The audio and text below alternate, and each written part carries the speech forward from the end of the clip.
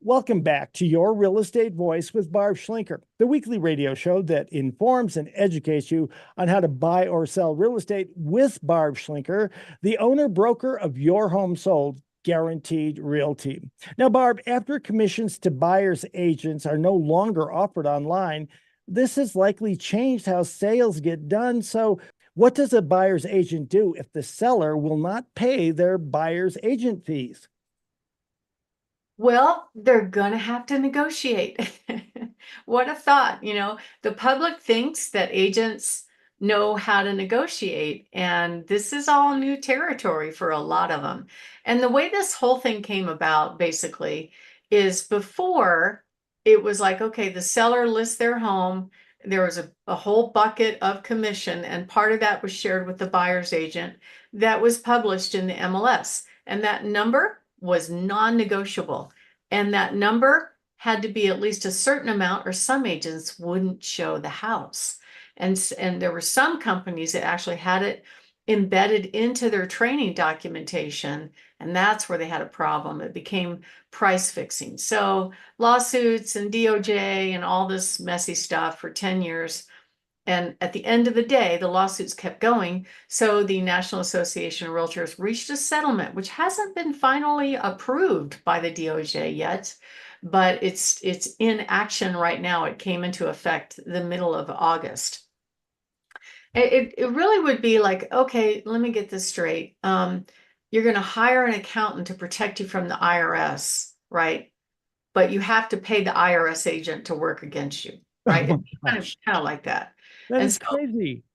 so what happened was, you know, the idea behind it was good. I mean, sellers wanted to get as many buyers looking at their homes so they could maximize the opportunity to A, sell, and B, get the best price.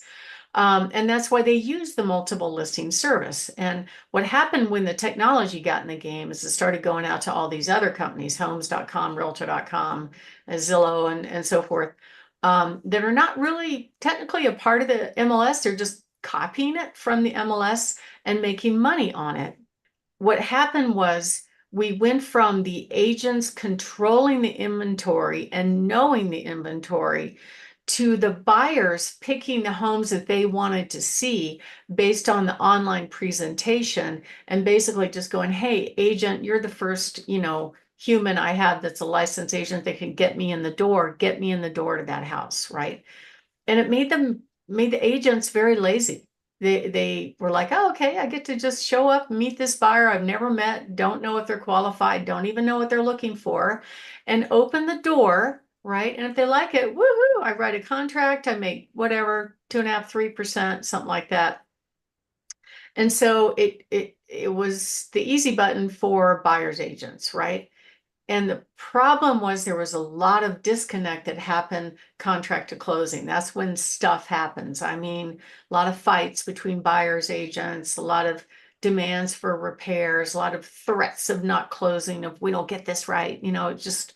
It's a nightmare from contract to closing. It's a battleground essentially. And it was very clear that those persons, those buyers agents that the seller was paying, they were working against them, but they were paying their fair fee, right?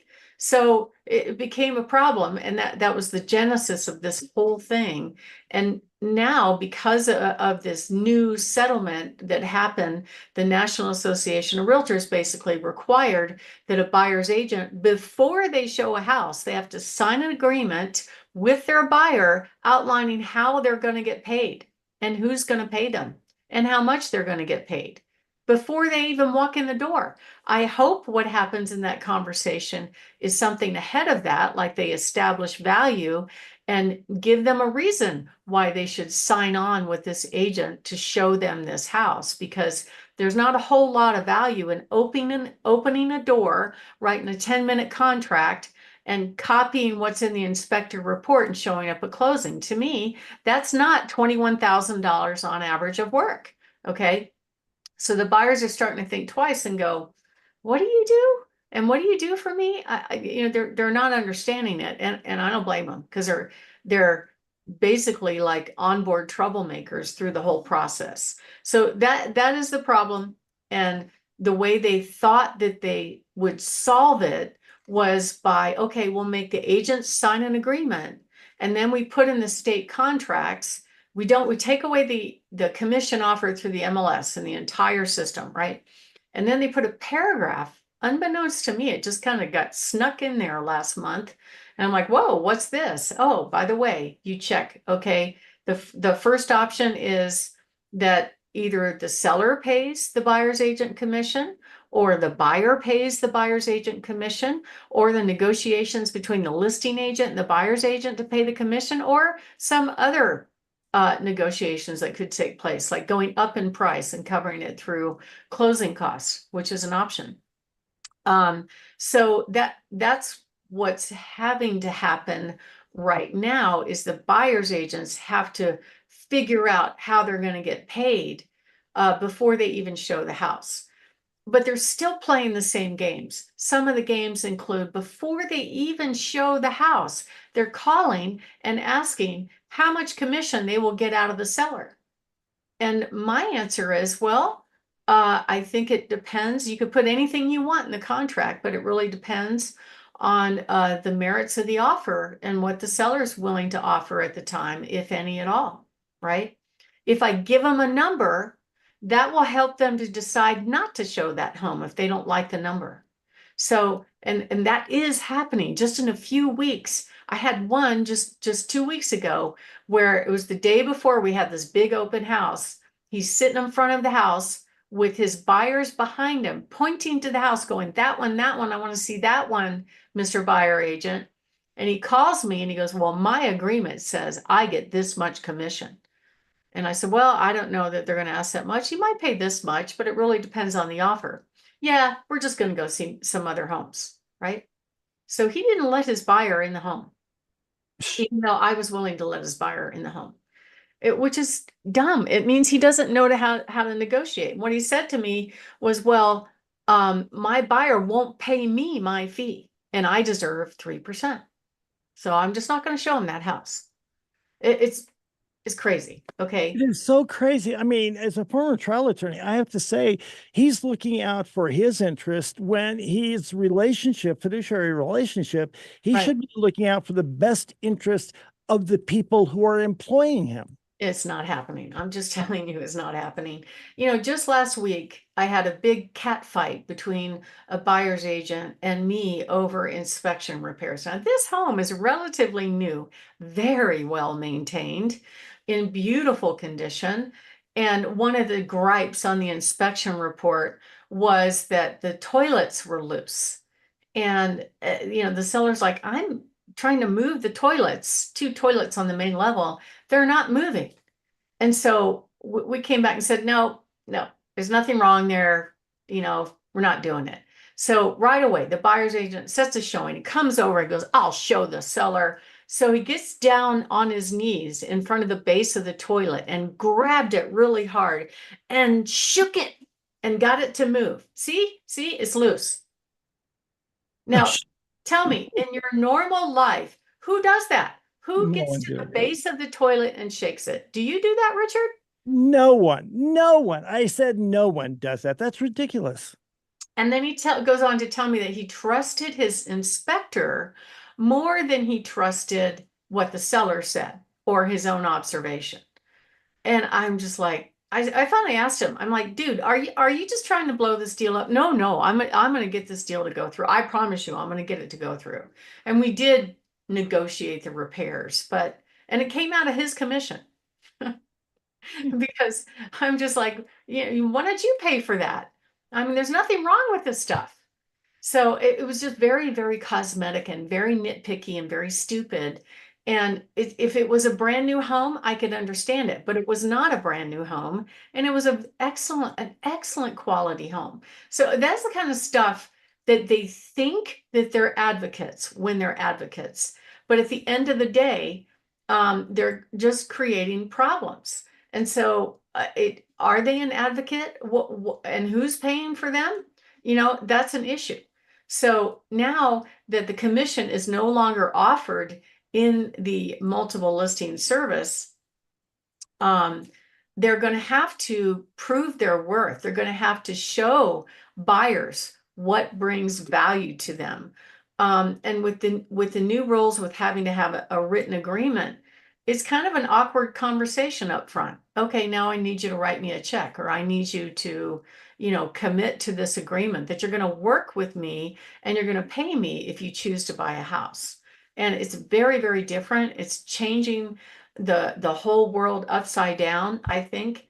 And it's gonna hurt people that don't know and are not trained on how to really negotiate. My name is Barb Schlinker. I'm the broker owner of Your Home Sold Guaranteed Realty and the host of this show, Your Real Estate Voice. And we're talking about what can a buyer do if they're committed to this agent and the seller won't pay their fee. And up next, we're going to talk about really what they can do to get into their dream home. And you know what? If you are thinking of making a move, we'd love to talk to you. Whether you're a buyer or a seller, we can help you. Right now, just on our little website, we have over 27,965 buyers in waiting looking for homes. We have over 700 that we could match to any home. Plus, we show up with offers for if you have a house to sell, with our high net worth cash buyers. And so, if you are thinking of making a move, give us a call, 719-301-3900, or go to barbhasthebuyers.com. Richard? Barb, we're discussing the current real estate changes around how buyers' agents are paid and how people can be prepared if they want to buy or sell. So, what should home buyers do if the seller does not want to pay the buyer's agent's commission, or they only pay some of that commission to the buyer's agent and the agreement demands this is complicated? It is kind of complicated, but the state tried to make it simple by just putting a paragraph in the contract that says who pays and who pays. Is it seller? Is it buyer? Is it between the listing agent or something else? But at the end of the day, it is negotiable. It is possible, whatever agreement that the buyer signed with their agent, they might not get their full fee. And so they're going to have to learn, they're going to have to adapt. But at the end of the day, I think the agents have to understand this is not a one-off deal, right? It's not about getting paid on this sale. It's about providing a lifetime of service to their customers and getting repeat business and getting referrals. That is actually the game. And if they understand that, they'll do the right thing and just learn how to negotiate, because there are some times when the buyer will pay the fee.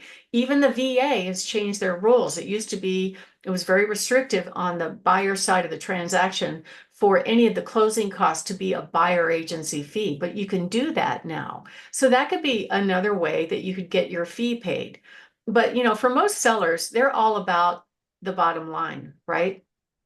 And I think at the end of the day, they're going to have to figure it out. They're going to have to put it in there and be ready for a negotiation, because the seller could pay their fee, the buyer could pay their fee, the listing agent could pay their fees.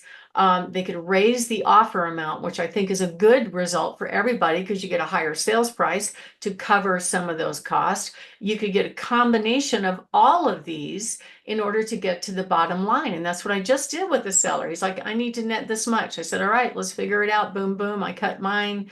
I cut theirs. We changed the price. Here's your net. Done. And it was signed, and it's an agreement. It could be done if you get people what they want. But if you don't get people what they want and it's all about you, agents are going to fail at this. And so it's going to be really interesting going forward. I'm so excited about it. And I think the good agents that really know how to deliver value and have the big picture in mind, that are planning on staying in business, are going to be successful.